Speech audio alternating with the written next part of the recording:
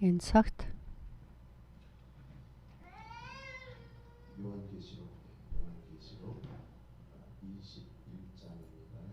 Илчлэлт номын 21-ийг харъя.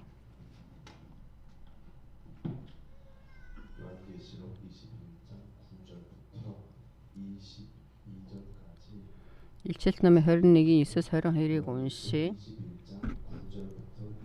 Сүүлчийн 7 гамшгаар дүүрэн 7 аягтай 7 тэнгэр элч нэг нь ирээд надтай ярилцсан. Наашир би чамд хурганы ихнэр болох сүйт бүсгийг үзүүлье гэв. Тэр намайг сүрлэг өндөр уулан дээр сүнс дотор аваачаад бурхнаас гарч тэнгэрээс буун ирж буй ариун хот Иерусалимыг үзүүллээ.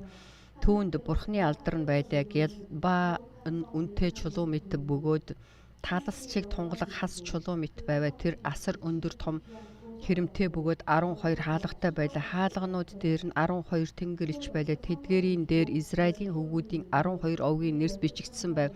Зүүн талд нь 3 хаалга, хойд талд нь 3 хаалга, өмнө талд нь 3 хаалга, баруун талд нь 3 хаалга байх ажээ. Хотын хэрэм нь 12 суурьтай агаад тэдгээрийн дээр хурганы 12 элч 12-ийн нэрс байлаа. Надтай ярьсан тэнгэр элч хот болон хаалгануудын мөнгө хэрмийг нь хэмжих алтан шугам байв.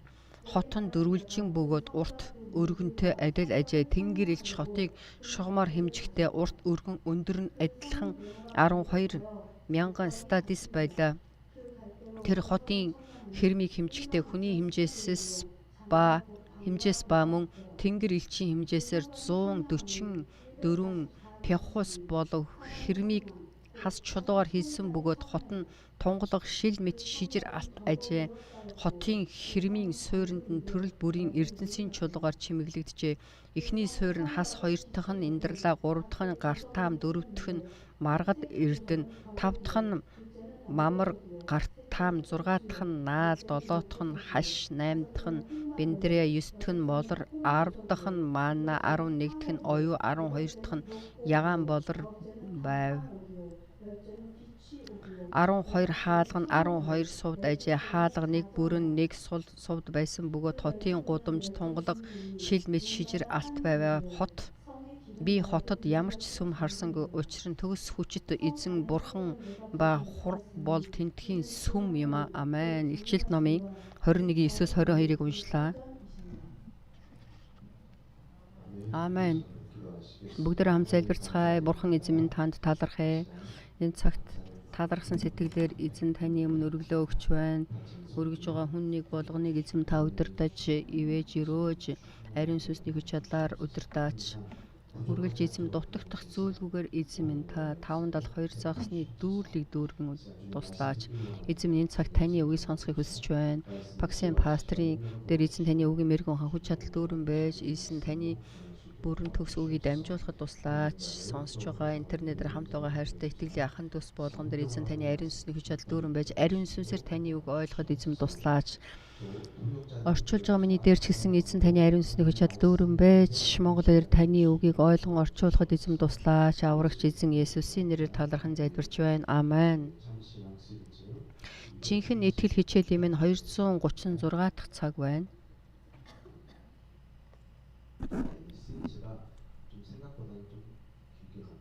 За энэ жинхэнэ итгэл хичээлийн минь цуврал хичээл нэлээд урт явагдаж байна.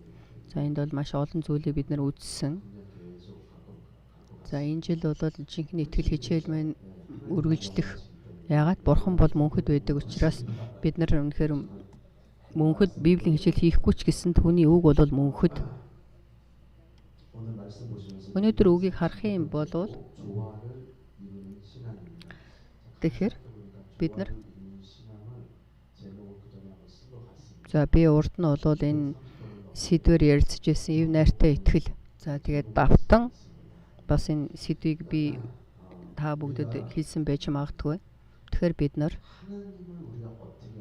Бурханыг бид нар яаж мэдэх вэ? Бид нар Бурхантай яаж уулзах вэ? Энийг бол бид нар нэлээд гүнзгий бодох хэрэгтэй. Би эзний өдөр энэ номлосон номлыг үргэлж та бүгдэд сануулсан хэлж байна. За энэ 5 дахь өдөр хүртэл бол би гурлаар орш ганц Бурханы талаар та бүгдэд ярина. Тараачийн эзний өдрийг хүртэл 7 хоногийн туршид өнгөрсөн эзний өдрийн номлосон номлыг давтан би бол ярихыг хүсэж байна. За би Казахстанд очиход Алматад маш том сүм чуулган байсан. Одоо ч гэсэн мөн тэр сүм чуулган байгаа. За нэлээд том суулган байсан, хэдэн мянган хүнтэй. За Ким Сансон гэж пастор байсан. Тэр пастрын доор тэр пастор бол яаж сурсан? Тэр бол нэлээд хүчтэй сурсан. Орос хэлээр бол маш их бүрэн төгс ярьж байсан, солонгосон. За тэгээ орос хэлээр бүр номлож байсан.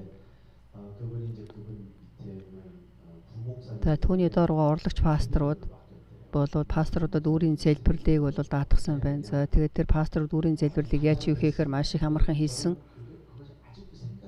Тэр бол одоо ч гэсэн надад санагдаж байна. За энэ бол үнэхээр сайхан тим систем байсан. За тэгэхээр тэр пастор хүн болоод өөрийнхөө хүслийн дагуу номлох биш, харин эзний өдөр номлосон пастрын номлолыг тэр доороо пасторууд нь болоод яаж энэ пастрын үгэн дотор ивэлийг авсан бэ? Энийг давтан ярьж тэр хүн болгоны сонссон эзний үг бол адилхан үг сонсовч ивэл авч байгаа нь өөр байдаг шүү дээ. За тэгэхээр 5 хоногийн туршид нэг үгийг болоод нэг номлолыг болоод яриад хуваалцаж байсан. Энэ бол маш их зөв систем байсан. Тэгэхээр бид нар энэ үгийг давтан яриад байгаа шалтгаан нь юу вэ гэхээр эзний өдрийн номлосон номлол гэдэг бол маш их чухал. Тэгэхээр бидний энэ итгэлийн төвшин маань хаана байна гэдгийг бол харах боломжтой үг байсан. Тэгэхээр үнэхээр Библийн дагуу тэр юу ч мэдэхгүй итгэж байна гэсэн бяцхан итгэгч бай, харин жинхэнэ гурлаар оршигч Бурхныг мэдэж итгэж найдаж дуулууртай байж бид нар үйлчлэн итгэн найдаж дуулууртай байна гэсэн тэр утга нь ямар утгатай юм бэ гэдгийг бол заавал мэдэх ёстой. Би яавал Бурхны өмнө очих вэ? Миний итгэлийн амьдрал гэдэг маань гурвлаар оршигч Бурханд итгэнэ гэхээр тэгэхээр гурвлаар оршигч нэг Бурхны дотор итгэлийн амьдралаар амьдрах хэрэгтэй. Ийм нэгдэлтэй итгэл сэдвтэй. За тэгэхээр энэ үгийг өнөөдөр ойлгохгүй байх юм бол эзний өдөр номлосон номлыг та бүхий дахин сонсохыг хүсэж байна. За тэгээ энэ дээр болохоор бидний сайн мэддэг ариун сүнсний ажлууд. Тэгэхээр бид нар яагаад ариун сүнсээр дүүрэн байх ёстой? Ариун сүнсний удирдам захирамж бид нар заавал байх ёстой. Тэгэхээр энэ үгийг би дамжуулахдаа бид нар Бурхныг яаж мэдсэн бэ гэхээр маш олон арга барил байна. Тэгэхээр тэр арга барил болгон бол өөр. Эхлээд Есүс Христийг ирэхээс өмнө бүхий л хүмүүс хэр хэмжээгээр бол байгалийн илчилтээр дамжуулаад Бурхан байдаг гэдгийг бол мэдсэн. Тэгээд Бурхан энгийн илчилтийг бидэнд өгсөн. Хуулиар дамжуулаад, түүхээр дамжуулаад, Израилийн түүхээр дамжуулаад Бурхан бол гайхамшигтайгаар тэр түүхүүдийг бол бидэнд өгсөн гэдгийг бид нар сурсан байгаа. Одоо бид нар өөрийн залбирлаар дамжуулаад шүүгчд номыг бид нар уншаад дуусч байна. Маргаашнаас Рутийг уншина. За тэгэхэд Израилийн түүхийг харах юм бол өөр бусад улс үндэстнүүд бол Бурхны талаарх тэр үгнүүд болвол Бурхны талаарх үгийг бол мэдэж байна. Тэгэхдээ Бурхан бол байдаг гэдгийг бол бүгд мэднэ. Бурхан бол ийм хүн. За Израилийн ард түмэн тэр Йохва гэдэг Бурхан, жинхэнэ Бурхан шиг Бурхан гэсэн тэр яриа тарсан. Бүхий ертөнцийн Бурхныг мэдэх зам бол нээгдэж Израилийн ард түмнэр дамжуулаад бүхий л улс үндэстнүүдэд Бурхны талаарх тэр мэдээлэл бол тунхаглагдсан байгаа. За тэгээ маргааш Рутыг бид нар уншина. Рутийн хувьд бол Израиль хүн биш, Моб эмэгтэй, бүгдээ Бурхныг мэдэж байсан. Тэгэхээр хуучин гэрээний үгэн дээр харьцууллын үг бол байна. Байгалийн илчлэлт болон хуулийн үг гэдэг нь энэ зүгээр нэг харьцуулал сүүдэр заагвар Бурхныг мэднэ гэж бид нар хэлж байгаа ч гэсэн хэр хэмжээгээр энэ хүмүүс бол баг зэрэг мэдэж байна шүү дээ. За тэгэхээр хэр хэмжээгээр мэдэж байна гэдгийг бол бид нар бол маш их тодорхой энийг хэлэхэд хэцүү. Бид нар түүхийг харах юм бол за эрт үед тэр баатрууд, ерөнхийлөгч нар тэр мэдээллүүдийг бид нар бол мэдээс сурдаг байгаа. ийм ерөнхийлөгч бол агуу ерөнхийлөгч байсан байна. Ийм баатар бол агуу баатар байсан юм байна гэдгийг бол бид нар уншаа түүхийн тал дээр сурдаг, драма, богино хэмжээний кино бол бид нар үздэг. Энэ бол уулзалт биш. Зүгээр миний бол бид нар түүхийн дагуу тэр хүмүүсийг бол мэдэж байна. Тэгэхээр энэ харилцаа биш. Энэ бол зүгээр л мэдэж байна. Тийм мэдлэг биш. Тэгэхээр тэр хүмүүсийн талаар урд нь байсан тэр мундаг хүмүүсийн талаарх мэдээллийг бид нар мэдэж байна. Тэгэхээр энэ хуучин гэрээний энэ байгалийн илчилт гэдэг нь Бурханыг мэдэж байна гэхээр Бурхантай харилцаа, Бурхан гэдэг нь хин юм бэ гэдгийг мэдэхгүй амьдарч ирсэн. Харин тэр хүмүүс болохоор Бурханы талаарх үг, Бурханы талаарх тэр мэдээллийг бол баг зэрэг мэдэж байсан. Гэхдээ харин бидэнд бол өнөөдөр бид нар харин өнөөдөр Бурханыг яаж мэдэж байна вэ? Энд бол маш тодорхой мэдэх хэрэгтэй. Зарим хүн болохоор би залбирахаараа Бурхантай уулздаг гэж ярьдаг. Тийм уулзалт биш ээ гэдгийг би та бүхэн хэлье. Зарим хүмүүс сайн мэдээг хүлээн аваагүй хэрнээсээ хүн болгон болохоор Бурхантай уулзсан гэж яриад байдаг. Тэгэхээр энийг харах юм бол өөр шашин. Маш олон шашин байна. Тэгэхээр энэ олон шашнаар дамжуулаад Бурханыг мэдээ зогсохгүй тэд нар бол хүмүүсийн зүгээр таамаглал, харин Христэд итгэдэг хүмүүсийн итгэлийн амьдрал, итгэл гэдэг маань Бурханыг бид нар мэднэ гэж хэлэхэд ийм тийм арга барилаар мэдэх биш, маш тодорхой Бурхантай уулзах уулзалт бол адилхан байх хэрэгтэй. Зарим хүмүүс залбирсан, зарим хүн бяцлагсан, зарим хүн мацаг барьж байгаа уулзсан гэж ярьдаг. Тэгэхээр тийм тохиолдлууд бол байх л да. За би мацаг барьж байгаа Бурхантай уулзсан. Есүс Христэд итгэхээс өмнө тэр тийм үе бодод ховорхон байх харин Бурханыг мэдэх тэр байр суурь гэдэг маань бүгд бол адилхан байх хэрэгтэй. Үгийг харах юм бол нэг итгэл, за нэг итгэл, нэг баптизм. Амен. Нэг ам. Тэгэхээр бидний итгэлийн амьдрал гэдэг маань, бидний итгэл гэдэг маань Бурханыг бид нар яаж мэдэж байна гэхээр бүгд адилхан байх хэрэгтэй. Өөр зам байхгүй. Тэгэхээр бид нар энэ үгийн дагуу харах юм бол тэгэхээр энэ түүх болон энэ үгийг, Библийн үгийг бид нар харах юм бол Бурхантай бид нар яаж уулзсан бэ гэдэг бол заавал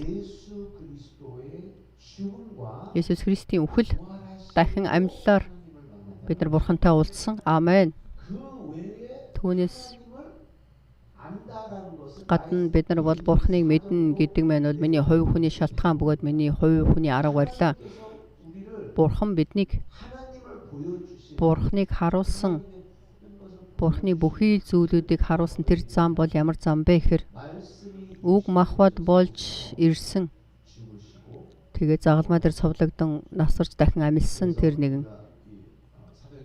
Тэгэхээр бид нар Үйлс номыг харах юм бол 2 дугаар бүлгэл эхлээд байн гарч байна. Та нарын алсан Есүс Христ. Та нарын алсан Есүс Христийг Бурхан дахин амьлуулсан. Тэгэхээр бид нар бол маш тодорхой Бурханы үнний үгийг мэднэ гэж хэлэх юм бол юуг мэдэх ёстой, юуг дамжуулах ёстой, юу бидний амьдрал дотор бидний итгэлийн үндсэн суурь байх ёстой юм бэ гэхээр Есүс Христийн үхэл болон амьлал. Амен. Энэ бол бидний итгэлийн амьдралын суурь болох хэрэгтэй. Эзэн миний мах цусыг идэж уу гэж хэлсэн. Тэрнээс өөр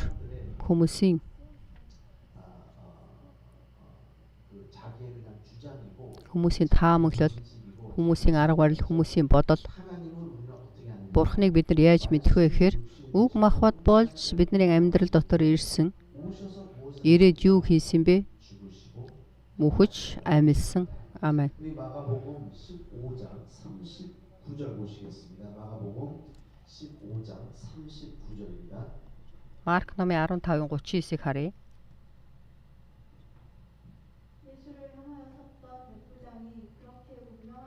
Түүний эсрэг талд нь зогсож байсан 100-ын дарга Есүсийг эцсийн амьсгалаа хэрхэн авахыг нь хараад энэ хүн үнэхээр Бурханы хүү байсан байжээ гэжээ. За тэгэхээр энэ дэр юу гэж юм нэхэр Түүнээр эсрэг тал зогсож байсан 100-ын дарга Есүсийг эцсийн амьсгалаа хэрхэн авахыг хараад 죽는다라는 것은 тэр энэ загалмаа дээр үхэн гэдэг маань тэр цаг үед 다른 생각이 없습니다. өөр бодол байхгүй загалмаа дээр үхнэ гэдэг маань 그 장군들에게 тэр баатруудын хувьд түүгээр зогсохгүй хүмүүсийн хувьд 누구에게나 хэн нэгэн хүнд бол 수 없는 자들입니다. үнэхэр гавьяа зүтгэлтэй лиг хүлээн авах тэр боломжгүй 십자가에 죽는다고 загалмаа дээр үхэн гэх юм бол 여기 그런 마음이 없어요. өрөвдөх тийм зүрх сэтгэл байхгүй бүхэл тэр хот бүгд гарч ирээд 보면서 침뱉 тэрийг хараад нулимаад 이렇게 죄인이 ийм гэм нүгэлтэн 십자가에 죽는 загалмаа дээр үхэж байгаа тэр хүмүүс болохоор бүгд гэм нүгэлтнүүд үхэн загалмаа дээр цовдлогдож тэгэхээр загалмаа дээр цовдлогдож өгөх хэмжээний тэнд уйлал өрөвдмөр тэгж бол хийж үлдэх боломжгүй харин тэгж хийх юм бол чулуу шидүүлж чулуун зохиулж бол үхнэ тэр хэмжээгээр загалмаа дээр үхэн гэдэг маань бид нар киног харах юм бол загалмаа дээр бол өгч байгаа хүмүүсийг бид нар хардаг шүү дээ. За тэгэл тэр кино учраас арталт нь хөгжим гараад ерөөсөө тийм үзэсгэлэнтэй төр дүрх бишээ кинон дээр гардаг шиг загалмаа дээр совлогжиж үхнэ гэх юм бол тэр хүмүүс бол байнга л тэр загалмаа дээр совлогж байгаа хүн рүү бол нойломж байдаг. Чи бол өнөхөр бурхны хүү юм уу гэж хэлж байсан. 1-2 удаа Библиэлд бичигдэд тэмдэглэж үлдсэн ч гэсэн энэ бол байнга л нойлмож чи өнөхөр бурхны хүүхч юм уу гэж бол ерөөсөө маш их манай газар нутаг дээр ийм зүйл болох гэж гээл ерөөсөө үүний гэр бүл нь хийн гих мэтчлэн болол хүмүүсийн тэр муу өгнүүдийг бол хийх хэлж байсан. Тэгээд түүний гэр бүлийнхэн ч гэсэн загалмаа дээр цовдлогдож байгаа хүний гэр бүлийнхэн бол ирэх боломжгүй яагаад ийм хүүг өсгсөн тэр гэр бүл ч гэсэн өөхөх ёстой гэх хэмжээний загалмайн үхэл гэдэг бол хэцүү байсан. Тэр бол гэм нүгэлтний нүдлийн л үхдэг ёстой гэм нүгэлтний гэм нүгэлтнүүд үхдэг тийм үхэл байсан. Тэр загалмайн өмнө энэ бол агуу байр суурь биш. Үнэхээр тэнд нулимс уурсгах газар биш. Бие бинийг хараад өрөвдмөрийн гэсэн тийм байр суурь биш. Энэ бол заавал үхэх ёстой хүн, хурдан үхэх ёстой гэх хэмжээний хүмүүс бол нулимн доромжилж байдаг тийм дөрхөө. Тэгэхээр тэр хоромд Есүсийг эцсийн амьсгалаа хэрхэн авахыг хараад энэ хүн үнэхээр бурхны хүү байсан байжээ гэдгийг 100-ын дарга хэлсэн. Тэгэхээр тэр хүн ямар итгэлтэй байсныг бол бид нар мэдэхгүй. Яагаад тэгэхээр дараа нь үг байхгүй учраас үгэн дээр бичээг байгаа учраас тэнд бол маш олон бурхтуудад итгэж байгаа учраас тэнд бол бурхны хүү байна гэж харах боломжтой. Харин 100-ын дарга энэ Есүсийг харахтаа энэ бол жинхэнэ гэм нүгэлтэн биш байсан. За өөр сайн мэдээний номыг харах юм бол энэ бол зөвхт хүн байсан байна гэж бичсэн байдаг. Харин энд болохоор бурхны хүү байсан байна гэж бичсэн байна. Тэгэхээр энэ дээр бол загалмай дээрх үхэл түгээр зогсохгүй дахин амьлал. Энэ хоёр байдлаар дамжуулаад бид нар бурхантай уулзна. Бид нар бурхныг яаж мэдэх вэ гэхээр Есүсийн үхэл, Есүсийн амьлалаар бурхны хайрыг бид нар яаж мэдэх вэ? Есүсийн үхэл, Есүсийн амьлалаар бид нар бурхны хайр болон бурхны ивэл, бурхны тэр гайхамшигтай ажлуудыг бурхныг мэдэх зам гэдэг маань Есүс аавыг мэдэж байгаа юмш. Харин бид нар бурхныг мэдэх энэ хоёр бол ялгаатай. Хүү гэдэг маань шууд аавтай бол хамт аавын өвөрт байсан тэр нэг тэндээс ирсэн. Харин энэ газар ертөнцийн дээр ирээд бидэнд бодод харуулсан тэр бурхан бидэнд бурхныг яаж харуулсан бэ гэхээр тэр өөрөө ирээд гэм нүглийн дотор загалмаа дээр бидний гэм нүглийн төлөө загалмаа дээр цовдлогдсон. Тэгэхээр түүний тэр үхэл хүртэл бурхны хүсэл байсан. Тэгэхээр түүнийг бидэнд харуулж дахин болол амьлуулсан бурхан дахин амьлсан. Тэр бидэнд бурхныг харуулсан. Тэгэхээр энэ үндсэн бидний суур гэдэг нь Христ итгэдэг хүмүүсийн үндсэн суур бөгөөд энэ бол хизээч нурж онж өөрчлөгдөж болохгүй. Бидний мөнх амь хаана байна гэхээр Есүсийн үхэл амьлалтай холбоотой. Бидний ивэл нэгүсэл аавна гэдэг нь хаана вэ гэхээр Есүс Христийн үхэл амьлалтай холбоотой. Бид нар бурхныг яаж мэдсэн бэ? Есүсийн үхэл амьлалтай холбоотой. Бурхныг бол тусад нь ганцаар нь мэдэх боломжгүй. Харин бид нар бол махбодоор ирсэн тэр Есүс Христийг харж бид нар бурхныг мэдэх боломжтой. Амен. Энэ бол өөрчлөгдөж болохгүй.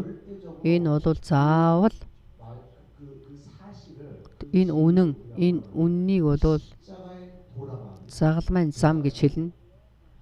그것은 여러분 우리는 절대로 이것을 바꾸면 안 돼요. Энийг бид нар сольж болохгүй. 은혜에 대한 이 말씀. Тэгэхээр энэ Эвэлийн талаарх энэ сайн мэдээний үг бол үргэлж адилхан байх ёстой. Амен.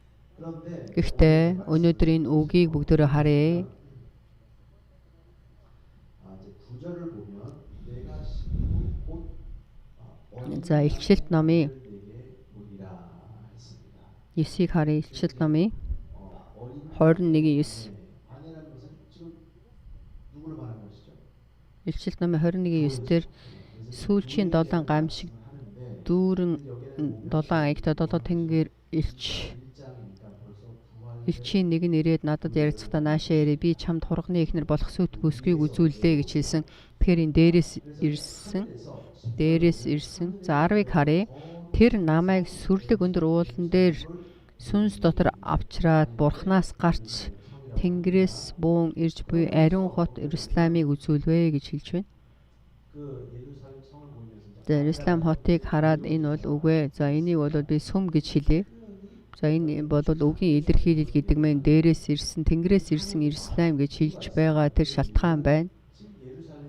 Иерусалим гэдэг мэн хуучин гэрэн дээр бол ариун сүм байсан. Тэгэхээр тэр ариун сүм, жинхэнэ ариун сүм гэдэг мэн хаана байна вэ гэхээр сүм чуулган. Амен. 그것이 거룩한 성이고 Тэр бол ариун сүм. 보면 성전이라고 합니다. 그런데 여기에 Ариун хот Иерусалимыг үзүүлсэн. Илчилт номын 21-ийн 9-10-ыг ярьж байна. 있는데 За тэгэхээр тэр сүмд бол хаалга байна. 12 овгийн нэр байна. 그렇게 말할 수밖에 없습니다. Ягаад тэгэхээр ингэж хэлэхээс арга байхгүй. Тэгэхээр бид нар сүм чуулганыг харахтаа сүм чуулган маань яаж босгогдсон юм бэ? Сүм чуулган болоод сүм чуулганы анхны тэр суурь бол Есүс Христ. Есүс Христ бол үндсэн суурь байгаа. Есүс Христийг ирэхээс өмнө түүнд бол бас тийм дүр төрх байна шүү дээ. Тэгэхээр тэнд бол үндсэн суурь гэж хэлэх боломжгүй ч гэсэн Есүс Христийг ирэхээс өмнөх тэр бэлтгэл дотор байсан тэр үг түүхүүд бол байсан. Тэгэхээр сүм чуулган гинт бол бий болоогүй. Сүм чуулган хуучин гэрээний номыг бид нар бол үгүйсэх боломжгүй. Хуучин гэрээн дээр байгаа тэр бүхий зүйлүүд бол бүрэн төгс болсон. Хуучин гэрээн дээр байгаа гэм нүгэл дотроо байгаа Израилийн ард түмнийг яриад байгаа юм биш. Харин тэнд итгэлээрээ холбогдож ирсэн тэр зүйлүүдийг ярьж байна.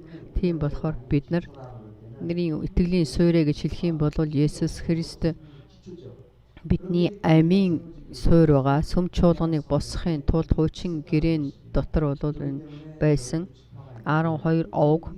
Тэр 12 овгийн нэр бол энэ хаалган дээр бичээтэй байна. За тэгээд энийг харах юм бол 보면 이제 기초가 있는데 그렇죠? 기초가 있는데 또 12 제자들이 있어요. за тэгээд энд 12 дагалдагч байна. 12 제자들의 이제 이름이 있고 12 дагалдагчийн нэр байна. 16절 16-г харъя. Илчил номын 21-ийн 16. Хот нь дөрвөлжин бөгөөд урт өргөнтэйг адил ажээ. Тэнгэр илч хотыг шугамар хэмжихэд урт өргөн өндөр нь адилхан 12,000 стадио байлаа. За өргөн өндөр урт нь адилхан байсан гэж хэлж байна. Тэгэхээр энэ дээр элч нарын 12 элчийн нэр байсан 14-ийг харъя. Хотын хэрэм нь 12 суурьтай агаа тэдгэрийн дээр хурганы 12 элчийн 12 нэрс байлаа. Тэгэхээр биднэрт бол энд юу байна вэ гэхээр 12 суурьтай агаад за тэгэхээр хурганы 12 элч байсан гэж байна. Тэгэхээр энд бол суурь нь болохоор 12. 이제 여러 가지 보석이 있죠. 이제 보석이 있는데 За энэ дэр бол маш олон үнэт чулуунууд байна. За тэгээ миний хувьд бол ийм олон алтан үнэтэй эдлүүд үнэтэй эрдэнэс байна гэдгийг би сайн мэдэхгүй байна. Гэтэ энэ дэр бол бүгд гарч байна шүү дээ. Хасал гэн, индарлал гэн, гартаам энэ ямар утгатай юм бэ? Энэ олон үнэтэй ертөнцийн чулуунууд яагаад ийм их байна? Маргадлаг, нэрдлэг. Тэгэхээр энэ сүм чуулганыг хэлж байна. 우리가 교회를 볼 때 Бид нар сүм чуулганаа харахтаа 교회는 хувь сүм чуулган болгон бол өөр, 그래서 에베소 교회 Эфес чуулган 교회가 달라요. чуулган болгон бол өөр. 그리고 이 교회를 볼 Энэ сүм 때는 чуулганыг бид нар харахтаа Филиппоид байсан, Телесалоникт байсан сүм чуулганууд бол өөр өөр. 제자들도 다릅니다. Дагалдагч нар ч гэсэн өөр өөр. 한 사람을 통해서 이 Нэг хүнээр дамжуулаад энэ үг тунхаглагдсан юм бишээ. Нэг хүнээр дамжуулаад сүм чуулган босгогдсон юм бишээ. Бурхан бол бүгдийг босгосон. За тэгээ удирдагчийг босгож байна, пастор хүнийг. Харин бидний мэдэх ёстой зүйл нь юу вэ гэхээр Есүс Христ гэдэг маань бидний итгэлийн суурь. Энэ сүм чуулганыг босгохдоо энэ сүм чуулганы түүх гэдэг маань өөр үнэхэр түүхтэй. Тэгэхээр энэ эрдэнэс гэдэг маань эрдэнсийн чулуу гэдэг маань тэнд бол Тэнгэрийн улсад байгаа. Тэгэхээр энэ юуг бэлэгдэж ингээд гартаа болон энэ 12 дагалдагч нарын нэр байгаад байна вэ гэхээр Аполлон, Паул гэд маш олон элч нар байсан шүү дээ. Тэгээд тэдний хэлсэн үгнүүд бүгд адилхан үг боловч тэгээд тэр чиг болон 내용은 그대로 또박또박 말이 똑같은 말이 아니죠. тэгэхээр бол энд бол адилхан үг биш. За сайн мэдээ бол нэг адилхан үг. Бурхан болвол Есүс Христийг бол тунхагласан 십자가의 도라는 загалмайн зам. 그렇지만 Харин 받는 말씀 энэ үгийг хүлээн авч байгаа хэн нэгэн хүнээр дамжуулаад тэр үг бол өөрөө гэдгийг бол хүлээн зөвшөөрн. Зарим хүмүүс болохоор 물을 통해서만 хэн нэгэн хүнээр дамжуулж үгийг хүлээн авчиж тэр бол мөмөн гэж хэлдэг үгүй тийм биш. Харин биднэрт бол агуу удирдагч нар зөндөө, пасторууд зөндөө байна. За тэгэхээр тэр бол нэг тийм сайн биш юм биш. Тэр пасторыг бид нар яриад байдаг хүмүүс байдаг ч үдэ. Зарим хүмүүс болохоор агуу хүндтэй пасторудаас үгийг авсан учраас гэж ярьдаг хүмүүс ч байдаг. Тэгэхээр энэ үнний үг, бурхны үг гэдэг нь хинээр дамжуул сонссон ч гэсэн тэр үг бол адилхан л бурхны үг. Амен байх ёстой. Тэгэхээр энэ дээр эрдэнсийн чулуунууд өөр байдаг шиг бид нэр өөр хүмүүсээр дамжуулаад энэ сайн мэдээ хүлээн авах боломжтой. Тэр сүм чуулган дотор за аль нэг тэр Паул овг хэний урсгал тэрний урсгал гэж бол байж болохгүй. За тэгтээ тэр сүм чуулган дотор маш олон үйлчлэгч нар байна. Маш олон эрдэнсийн чулуунууд байна. Зарим хүмүүс болохоор хүмүүсээр дамжуулаад сайн мэдээ хүлээн аваад ирж байгаа хүмүүс нь шүү дээ. Заавал пасторыг дамжуул сайн мэдээ авчиж ирэх юм биш, ахлагчаар юм уу, үйлчлэгчээр ч юм уу Христ итгэдэг хүмүүсээр дамжуулаад тэр хүмүүс сайн мэдээ хүлээн аваад сүм чуулганд ирэх боломжтой. Энэ болохоор хувь хүн болгоны хэр хийж байгаа тэр үйлдэл. Тэгэхээр сүм чуулган гэдэг нь хувь хүн болгоны итгэлийн амьдрал бол маш чухал. Амен. Тэгэхээр бид нар ч гэсэн үнэхээр энэ эрдэнсийн чулуу шиг байх хэрэгтэй шүү дээ. Бид нар энэ сүм чуулганы дүр төрхийг харахтаа би болвол хэн болох вэ? Бурхан энэ дээр болохоор за тэр хурганы сүт төсгүй гэж хэлсэн. Тэгэхээр би энэ сүм чуулганда жинхэнэ үнэхээр эзэнт хэрэглэгдсэн итгэгч байх хэрэгтэй. Болох хэрэгтэй. Амен. Юу ч хийхгүй. Тэгээд юу болох вэ? За би бол тэрийг сайн мэдэхгүй байна. Юу ч хийхгүй, ямар ч үйлчлэл хийхгүй. Сүм чуулган зүгээр л хүндэтгэл мөргөл өргөөд идэг. Үгийг харах юм бол тэр хол хөө гэж хэлсэн. Үгэн дээр бичсэн байна. Тэгэхээр бид нар ийм эрдэнсийн чулуу шиг бидний хийж үйлдэх ёстой үйлдэлүүд зөндөө байна. За 16-аг дахиад харъя. За энэ дээр болохоор урт өргөн бүгдийг хэмжсэн. За 17-аг харъя. Илчил номын 21:17. Тэр хотын хэрмийг хэмжихэд хүний хэмжсэн ба мөн тэнгэр элчийн хэмжснээр 144 тэхус болов. Тэнгэр элч. За тэнгэр элчийг бол хүмүүс жоохон сонирор бодоод байна. За тэгэхээр тэнгэр элч бол дэлхий шиг тийм том агуу хэмжээтэй биш ээ гэдгийг мэдэх хэрэгтэй. Зарим хүмүүс тэнгэр элч болохоор тэр огторгууд дүүрэн байдаг, сансар дүүрэн байдаг гэж бол яриад байдаг. Тэнгэр элч бол тийм агуу том биш ээ. Тэнгэр элч болон хүн бол ойролцоо. За тэгэхээр тэнгэр элчийг ирлээ гэд. За тэнгэр элч бол биетэй гэж махбодтой гэж хэлээд байгаа юм биш ээ. Энийг тэнгэр элч болон хүнийг хэмчихэд за тэр барилгын ажил хийж байгаа хүмүүс мэдэн штэ барилга барьж байгаа хүмүүс чинь. За тэгэхээр эндээс энэ хоёрын хооронд хэдэн сантиметр байна, эндээс хэдэн өргөнтэй өндөр нь хэд байна гэл энийг бол хэмжиж мэдэж байдаг болвол харин энэ дээр болохоор юу гэж байна? Хүний хэмжээс ба тэнгэр элчийн хэмжээс нь бол 44 пяхус байлаа гэж байна. Тэгэхээр хичнээн Габриэл тэнгэр элч, Михаил тэнгэр элч байлаа ч гэсэн тэр агуу том өндөр 63 давхар шиг 123 давхар шиг тийм агуу том биш ээ. Үгэн дээр юу гэж гарч байна гэхээр ойролцоо хүн шиг гарч байна. Тэгэхээр энэ үгэн дээр бичсэн адилхан ойролцоо үг. Тэгэхээр тэнгэр элч нэг бол бурхан маш ихээр бүтээсэн. Маш олон тэнгэр элчийг хэрэглэхийн тулд харин хүнтэй адилхан дүр төрх байгаа ч гэсэн хүнээс илүү хүч чадалтай. Харин арзмаарийн хувьд харах юм бол хүнтэй адилхан. За 16-г харах юм бол за энийг 16 Илчилт номын 21:16-г харах юм бол өргөн өндөр урт нь адилхан. За тэгээд энэ өргөн өндөр уртныг адилхан байсан гэж байна. За тэгэхээр энэ сүм чуулган за өргөн урт өндөр бүгд бол адилхан байсан. Тэгэхээр энэ бол бидний итгэлийн амьдралыг хэлж байна. Сүм чуулган гэдэг маань. Тэгэхээр сүм чуулганы бүх үл тоогоорой. За би өнгөрсөн жилийн би тэр оройны 31-ний залбирлаас эхлээ би та бүгдэд хэлсэн. Маш олон хүмүүс итгэлийн амьдралаар амьдардаг гэж ярьдаг боловч харин сүм чуулганыг үл тоогоод байдаг. Сүм чуулганыг бол маш их инээдтэйгээр хараад байдаг.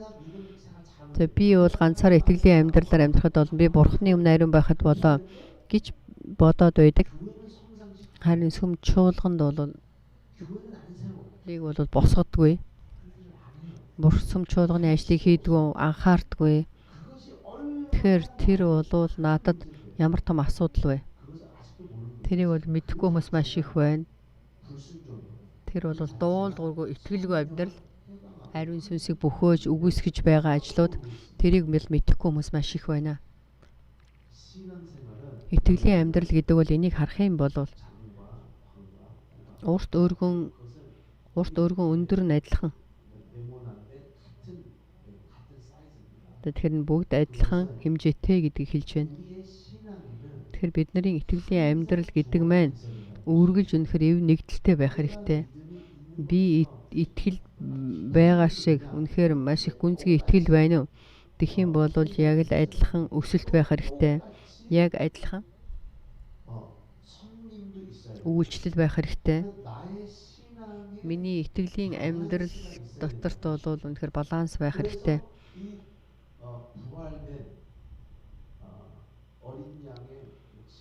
Тэгэхээр хуурганы үнэхээр сүт бүсгүй.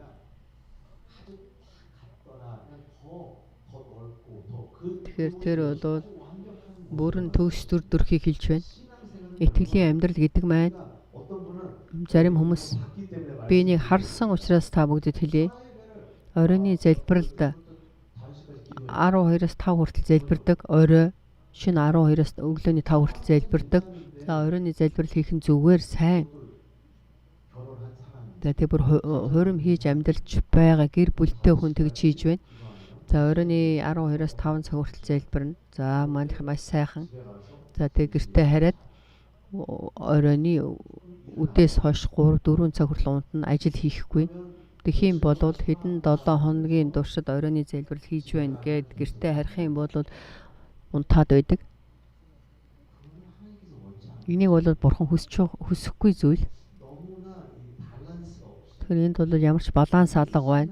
Тэгэхээр бидний итгэлийн амьдрал гэдэг нь би итгэж байна гэж хэлэхэд би Библийн үгийг бол сайн унших хэрэгтэй. Яагаад тэгэхээр баланс байх хэрэгтэй учраас зарим хүмүүс үргэлж YouTube бүкийн үгийг сонсоод байдаг. Библийн үг мэддэггүй. 깊이와 높이가 Тэгэхээр өндөр өргөн урт бол адилхан байх ёстой байтал зарим хүмүүс болохоор зөвхөн энэ тал дээр одоо дүүрэн байдаг мацаг барьж байна. 일을 못하죠. За тэгэхээр мацаг барих юм бол ажил хийх боломжгүй. Мацаг барина гэхээр тэнд бол ажил хийж чадахгүй. Зөвхөн гэртэл байгаад байдаг. Тэгж бол болохгүй. Харин мацаг хийхдээ барихтаа яагалаа. Эзэн юу гэж хэлээрэ? Толгоогоо дослоод, нүрийг ялцлалт дослоод 가려고 금식하지 않는 үнэхээр мацаг бариагүй юм шиг тийм дөрөвтэй бай гэж хэлж байна шүү дээ. Та бүгд үнэхээр тэгж чадахгүй битгий мацаг бариараа. Гиз сүсүүдэн гэх юм бол битгий мацаг бариараа.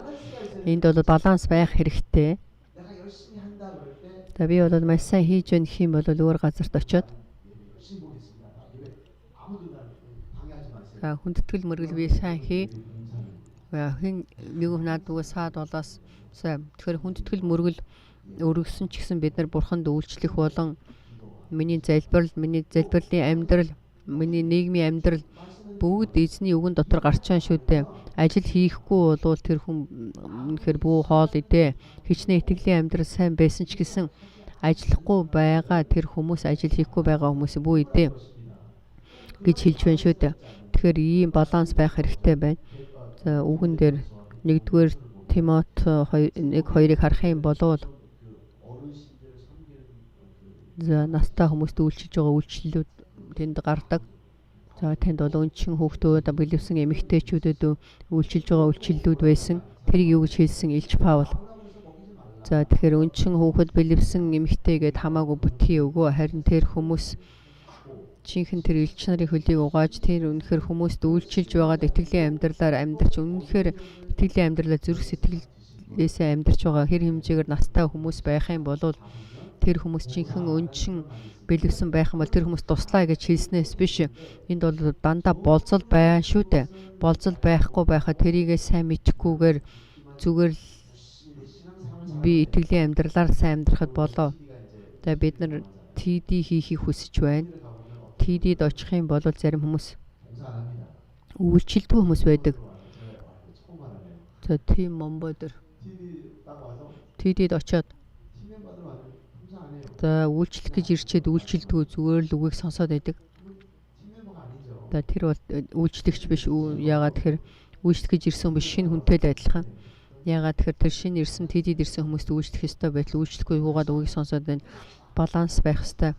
TD-д очиод үйлчлэх хэрэгтэй. Үйлчлээд 그럴 때 우리는 거기에서 тэгэхээр тэнд бид нар үргэлж 애들도 노력이잖아요. 꼭 서로 би 말씀 들을 수 있는 여유를 주시고 тэгэхээр биендээ үг сонсох тэр боломжийг өгөх хэрэгтэй. Үйлчлэх хүмүүс ч байна. Ээлжлээд хийдэг байгаа. Тэгэхээр энэ болгон бол бүгд зохицолдох хэрэгтэй. За тэгээд өргөн өндөр урт нь бол яг адилхан байх хэрэгтэй. Энэ бол сүм чуулган. Тэгэхээр сүм чуулган гэдэг маань зөвхөр бие хараад итгэлийн амьдралаар сайн хийгээд зөвхөн хүндэтгэл мөргөл өргөөж явах бол лөөс гадна бол тэр баланс сайн барих хэрэгтэй. За тэгэхээр тэнд бол энэ ертөнцийн чулуунууд бол өөр байна. Энэ бол сүм чуулган.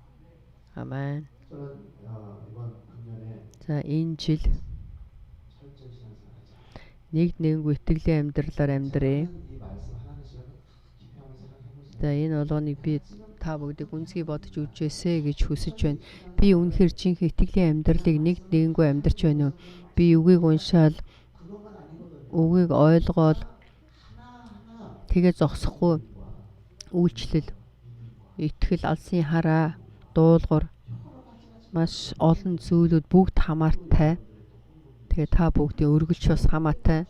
Тэгэхээр энэ болгон зохицолдож байж өмнөхөр сайн зохицолдож байж ихэр сүм чуулган маань 15 үзэсгэлэнтэй сүм чуулган болно. Тэгэхээр бидний итгэлийн суурь бол бүгд адилхан. Бурхан бидний хоорондын харилцаа, Бурхан миний харилцаа, Есүс Христийн миний хоорондын харилцаа энэ сүм чуулган гэдэг маань нэстэ жинхэнэ баланс байх хэрэгтэй. Жохон ч гэсэн өөр нь өргөн нэг зүйл нь өөр байх юм бол өндөр нь арай илүү өндөр байх юм бол болохгүй. Тэгэхээр энэ өргөн өндөр урт нь яг адилхан байх хэрэгтэй. Жинхэнэ Бурханы өмнө алдарыг өргөсөн сүм чуулган болох хэрэгтэй. Энэ жил Нэгднийгэнгүй бид нар итгэлийн амьдралаар амьдарч нэхэр өшөөлөө бодон гүнзгий бодон залбирч сүм чуулган маань ийм үзэсгэлэнтэй сүм чуулганы дүр